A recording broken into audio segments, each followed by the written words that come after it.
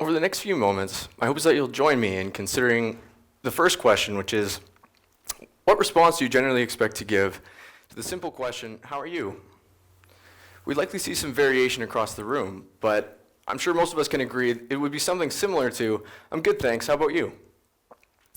Following this, it almost always seems to lead to a kind of conventional small talk now in which none of us ever seem to talk about anything that's currently of substantial meaning in our lives because every one of us is concerned about how our personal complications within our lives are going to be perceived by all of those around us. As a university student, I see every day just how often this response is given to this commonly asked question, even though you can very clearly tell that the respondent is not okay in the slightest. We have a tendency today to establish masks in the hope that we can convey to everyone around us that our lives are incredible and that we have everything within it under control. The reality is, none of us have complete control, and none of us ever will, because a human life is completely unpredictable in every sense of the word. And although this may seem scary to some of us, I would argue that this unpredictability is exactly what makes a human life worth living at all. In moments of miscalculation or poor judgment, we undoubtedly learn the most. And as we begin to establish this cultural expectation that we should all have everything within our lives under control at all times, what is that going to mean for the future of the human condition? Now consider this as we shift our attention to two important definitions that I'm going to ask we keep in mind throughout the duration of my talk. The first is mental illness, which can very generally be defined as a condition which causes disorder in a person's behavior or thinking. And the second is a superpower. And in fiction, we commonly associate this term with some kind of exceptional or extraordinary power or ability. Now, we're very lucky to be seeing a growth in mental health societal platform. We're seeing some amazing initiatives that are stepping up to make change in mental health outreach. One that likely many of us are familiar with is Bell Let's Talk. Their 2019 campaign was a massive success, and it ended with them pledging to donate $7.2 million to various programs, research projects, and charitable organizations that are located all across Canada. This initiative is so important for mental health because it really allows the general public a place to begin talking about mental health. Previously, it may have been uncomfortable, and now it becomes more a norm. Another initiative that's really started to take shape in advocating for mental health is one that focuses itself around an individual. I think a great example of this is Thomas Budd. He's local to Kelowna, and he defies stigma every single day. And he really focuses his talks on overcoming depression and breaking down the societal expectations surrounding that mental illness specifically. What I learned from studying these two different initiatives was that no voice is insignificant. No matter if you're knowledgeable or unknowledgeable, you can have an impact on where mental health is going to go in the future. When we all begin to accept that we all have ailments and embrace those and use them to our advantage, and we start to do the same for everyone else, it's going to really allow us to further the future of mental health care. And I think this is really beautifully encapsulated in a quote by Shannon L. Alder that reads, "Never give up on someone with a mental illness. When I is replaced by we, illness becomes wellness." As I began to be surrounded by people that were just truly trying to do whatever they could to help me reach a more positive mental health state again, it really allowed me to go through this transformation of a fear of my mental illnesses to a respect for them, and then ultimately an appreciation for everything that they continue to teach me every single day. In my infancy, my parents knew right away that I wasn't going to be the typical child. I cried profusely, I was incredibly irritable, and I hardly ever seemed to sleep. It forced them to really be diligent in how they parented me, and they had to care for me in much more than maybe even the traditional baby, which, as we know, is incredibly difficult. They had to rely on themselves in being very responsible with their time and taking the support from the family members that could afford to give it, and most namely, that was my grandparents. And as I advanced into my pre-adolescence, I started to see how much energy I had. I started to see this, and that was just growing into a constant interest in all the things that I was coming in contact with every single day. I had so many questions about everything that I was doing, and I wanted to understand the world that I was advancing into. As you can imagine, it was very difficult for me to calm down in the day. And at night, my parents and my grandparents Recount how they would need to drive me all around the city to try and get me to relax, and then we would end up at the airport and we'd watch planes take off, and they said that this often did the trick. But as I advanced into my adolescence, this is where I started to really notice the main symptomology of ADHD, and that's that hyperactivity, impulsivity, and lack of emotional control. And this mainly manifested in my relationships, and most specifically with my mother. We argued a lot throughout my childhood, and it was generally due to my instigative actions. I couldn't realize this at the time, and it was whenever a certain emotion or behavior grabbed me, I would just have to run with it. I couldn't prevent it from going on, and the only time that I could realize that maybe that reaction was irrational was after I was able to take some time away from it and come back to it and reflect on it later. This bled into all of my relationships with friends, the rest of my family, superiors that I had in my life. And for me, and just like many others who have ADHD, it's very hard for me to really connect and maintain those long-term relationships. This is where I started to really notice anxiety come into my life. I started to really fear these uncomfortable and awkward miscommunications that I was seeing in my day-to-day life. I noticed that I started to feel these really strong, anxious bouts that really pitted deep in my chest and just on top of my stomach. As I got older, they really started to grow, and that's where I started to get more of a social connection to my anxiety. At this point, I was entering into grade 10, and that's when I really started to notice that my mental health started to take quite a downward trend. I started to have these really existential thoughts that I would really contemplate our entire societal infrastructure, and I would wonder, how do I fit into that? Could I ever fit into that? And I often found the answer to that question was a resounding no. I didn't think that the general template for human life was something that I really fit into. This is where I really started to feel this moment of helplessness within myself. It felt like, I can't see it now, I don't even know where to begin. How can I ever hope to get through the journey of life? This is when I started to notice my anxiety was escalating to more of an unbearable level. At this point, as most do in high school, I was growing apart from my friends. We were going in different directions. We were moving on with our lives. So I started to I didn't have that base anymore, those people that I could fall back on. I had to reestablish that. When I struggled with that, it caused my academic security to falter as well. And that was because I was so focused and worried about not having that base anymore that I was really neglecting focusing in class. I wasn't doing any kind of study at all. I tried to rectify this by really forcing myself to study and really sit down with it. And what I found is after only a minute or two, I would often just lose my focus. And I couldn't do anything to push through that. It was like I was straining myself so hard to get through that, and it was like a wall that was just keeping me back. Everyone around me would often express that they felt I had this ability and this exceptional potential for the future, and that I had the ability to do something great. And as I think we all do, you want to believe that, and you think that too. With every failure that I had, I just continued to lose every ounce of confidence that I had. And with that confidence, I eventually lost any kind of belief that I had a tangible capability for success. As my parents watched me struggle to work through my studies and to push myself, they started to wonder, is he going through this bout of laziness? Is he simply just not caring about these things that he should be caring about? And whenever they mentioned this to me, I would deny it, because I would think to myself, how could it possibly feel this emotionally and psychologically draining to simply not care? And it didn't make any sense. In my mind, I was trying so hard, but I was producing nothing from it. I tried to express this to everybody in my life, whether that was friends or other family members. I usually got the response back that this was normal. This was a natural progression of life. This is what we all endure. This is what we all struggle to come to terms with. When I looked around, that was pretty far from what I saw. Everybody has their own struggles, and everybody struggles to come to terms with their own personal ailments, but no one that I could see was dealing with what I was going through every single day. And this is where my anxiety was really very, very debilitating.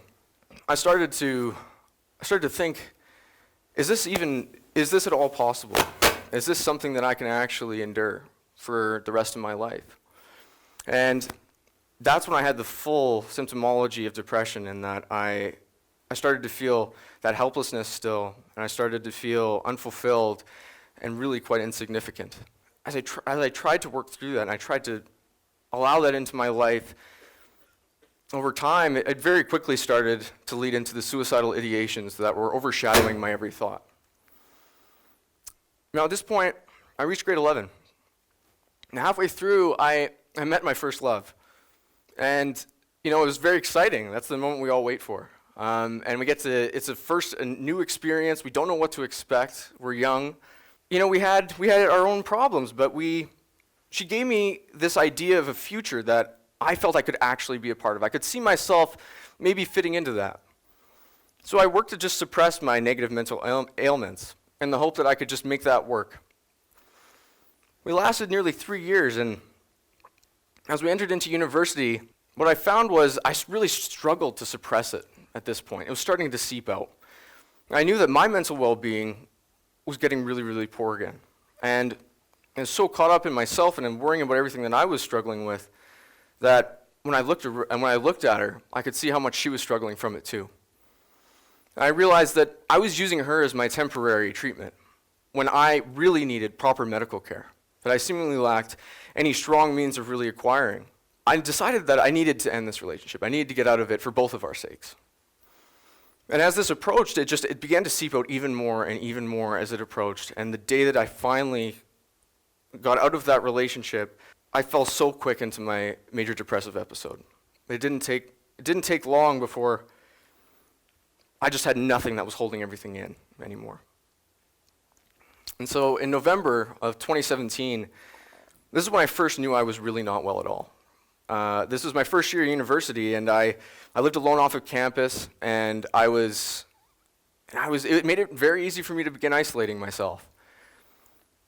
I skipped a lot of my lectures. I neglected to go out with a lot of my new friends when they offered, and I stopped eating almost entirely. I was losing a lot of weight, and I was really losing myself in this time. I think it's really important to highlight here that, in my experience, I wouldn't say that depression is this immense sadness. I would say that depression felt like this slow dissipation of all of my emotions. At its worst, I was left feeling like I would want any emotion or sensation that would allow me to understand what it felt to be alive again.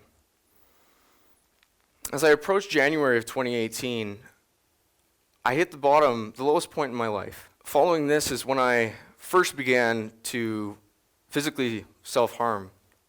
And I did this because I wanted that sensation. I wanted something that was going to alarm me and wake myself up and say, Peyton, you want to live. I thought if I could inflict pain, maybe I would get that response. And for the first short while, maybe it did. But it didn't last for long. And in not much time at all, even pain itself had become inconsequential. I can still very vividly remember when I decided that I was no longer able to do this anymore. I'd exhausted all of my options. So I finally decided that it was time to give in to my constantly nagging suicidal ideations. And in this moment, I definitely remember feeling a kind of solace. It felt comfortable. It felt like I wasn't going against the tide anymore. And I'll never forget, when I was sitting on the edge of my bathtub, and I was looking down at my hands, and I had a knife in my right. I was so expressionless. I was so calm. There was nothing that was worrying me. I was just calm. I was just observing. And I closed my eyes, and I looked up, and I just began to formulate images of all the people that I'd be leaving behind. I saw all these influential figures, and I couldn't help but just apologize. I was so sorry that I disappointed them. I felt sorry that I wasn't strong enough to overcome life. And I only hoped that one day they could understand why I was going to make the decisions that I was. I took a deep breath, and I opened my eyes. I looked back down at my hands, and I tightened my grip around the knife, and I took it to my arm. And something I didn't expect happened in this moment. I started to feel tears come to my eyes, and it wasn't because I was fearful or I was scared of anything. It was because I felt the smallest amount of happiness that was deep in my chest. And I felt that happiness because in that moment, I knew that I was actually making a decision for me. It was the first time in my life that I felt I actually had a decision that was on my own terms. For the first time in my life, it felt like I was moving upward instead of ever downward. And it truly was a feeling that was nearly indescribable. I always vowed to myself after that day that I would never forget what it felt like to not have any emotion in my life. And not for a second since that day have I taken it for granted. Every single day that I wake up and I question, am I fit for life? It is always a yes. And it's not, I don't contemplate it. It is unequivocally yes. And it will be every single day until I die of natural causes. This has been really what changed a lot in my life, and it was this movement where there was no debate, it was just simply yes. When I reached August of 2018, this is when my life really started to radically change for the better.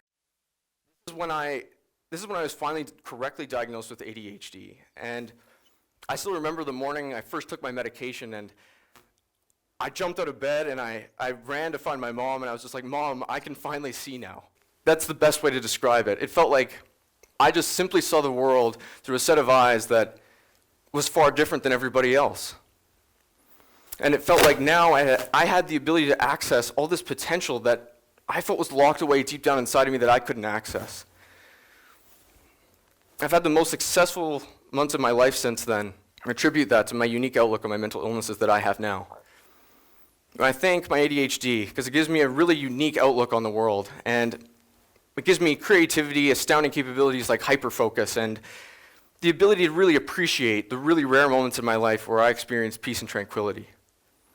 I thank my anxiety because it fights to keep my ADHD in check. It helps me realize who the meaningful people are in my life, the ones that make me feel loved and cared for and secured, and that's a feeling that everybody deserves to feel. And the last is I thank my depression because I appreciate life now at a capacity that would have been impossible otherwise. My depression has taught me the work ethic that I need to overcome my adversities each and every day when it feels like I can't. And lastly, I thank my depression because it gave me a future that I actually feel happy when I think about. I look at all the potential I would have in that future if I fight to have that future. And it's an incredible happiness that puts a smile on my face every single day. I truly don't even know how to thank my mental illnesses, and that's why I now consider them to be my superpowers. And now as we near the end of my talk, my hope is that you'll consider the first question again, which was just concerned with the masking and disguising that we all employ now to cover up all the uncontrollable factors in our lives, in conjunction with the significant terms mental illness and superpower. My hope is that we can arrive at the following three statements, which is firstly, we are all very critical of those who stray away from our cultural norms, but we all universally are seeking acceptance from everyone else. And secondly, mental illnesses all vary in how they manifest, but they're all collectively stigmatized, implying that they are abnormal and therefore unusual. And lastly, a superpower can be described as an exceptional, meaning non-typical or unusual power or ability, and therefore we can plausibly apply that to the amazing capabilities that are seen across those who are afflicted with a mental illness. We have seen a lot of negative connotation around mental health in the past. We are making tremendous strides in replacing that with positive connotation. We need to establish that everybody has mental health. There's positive and negative mental health, and we all have it, so we need to all advocate for better mental health care in the future. Once this is accomplished, that's going to allow for those who actually have a mental illness to be that much more comfortable with exposing that to the world, getting the treatment that they deserve. And that's going to allow them to ultimately participate in our society actively. When we all come together we really have the capability to revolutionize mental health care forever. And in the process, we'll save some amazing human lives that have so much untapped potential, which is all potential that we may otherwise lose the ability to access forever. And I'm going to again stress that just the complete importance that my intrinsic determinants and my support network has had in allowing me to see my superpowers rather than my dysfunctions. And I know how impossible this all may sound to somebody who's currently struggling themselves, but from experience, I can tell you it truly does get better. And never give up hope that it will. Our lives are incredible gifts. So please choose your life today. So you, your friends, your family, your loved ones, and the entire world can enjoy the gift that is you. We need to encourage the acceptance of all the victories that an individual will have along their journey with a mental illness. We need to encourage them to share those strengths and abilities so that those who are currently struggling themselves have a light that they can chase. This is their superpower. Thank you.